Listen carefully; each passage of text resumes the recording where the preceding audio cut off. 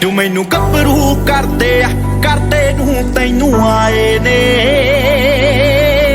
ਮੁੱਲ ਮੋੜਨਾ ਚਾਹੁੰਨਾ ਤੇਰੇ ਤੌਲਿਆਂ ਦਾ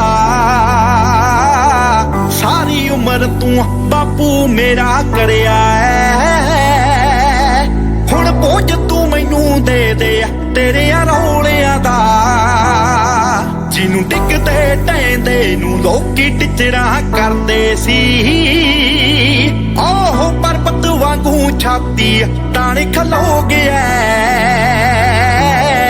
ਦੁਨੀਆ ਦੀ ਕਿਹੜੀ ਸ਼ੈ ਚਾਹੀਦੀ ਦੱਸ ਬਾਪੂ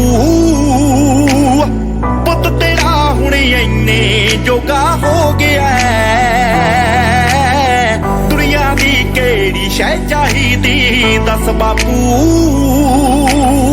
ਪੁੱਤ ਤੇਰਾ ਹੁਣ ਇੰਨੇ ਜੋਗਾ ਹੋ ਗਿਆ